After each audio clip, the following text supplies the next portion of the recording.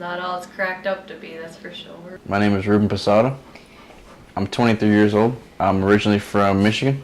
I was in the Army for about 3.5 years. My stepdad was, he just retired as a major. I've been married almost a year now. I actually met him at a bar when I was living in Fayetteville, North Carolina. Knew him after he was deployed. I didn't know him before he went on deployment. I know there was just a few nights they did like the navigation and they were out in the field for a couple weeks, and so it was hard to say what they'd run into out there. My experiences, I was deployed once to Afghanistan for only about a month until I was injured. I was an infantry team leader. I trained new soldiers and soldiers that I had under me to do their jobs and do it efficiently and make it so next time they got deployed, everyone would make it home safely. On the 29th of March of 2012, I was on our base in Afghanistan, getting ready to do another mission that we had for that day. I needed to grab some ammo that we had. I went into our dunnage yard that had ammo cans and expended rounds. I picked up one of the dunnage cans that had a 40 millimeter grenade in it. When I picked it up and went to dump everything out of there, it exploded in my hands.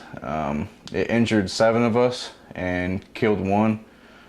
Sent me to Landstuhl, Germany for 3 days, and then they sent me to Walter Reed, Maryland for the rest of my time until June. And then after June, they discharged me from the hospital and sent me back to Fort Bragg, North Carolina.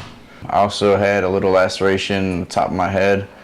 Laceration to the left cheek. I got shrapnel on numerous parts of my body. My right eardrum was completely blown. I also took 3 or 4 pieces of shrapnel to my right eye. Other than that, that was about it. It took me from 29th of March until early June to recover. I wouldn't say I'm completely recovered, but I'm almost there. He's has problems with his eye, little problems seeing. He has damage to his knee, I think. Mostly, I'd say most of what I see is his memory. My body just couldn't take it anymore after I got hurt, at least the infantry side of it. Pretty much after my traumatic brain injury, I just can't do everything I used to be able to do. He's a hard worker, dedicated, really caring. Just he has a hard time with his injuries. He has a traumatic brain injury, so he forgets things a lot. Now I work for Carter Lumber, and I work in the warehouse building all the loads and doing all the receiving. I'd like to go to school and at least get a bachelor's eventually in Homeland Security.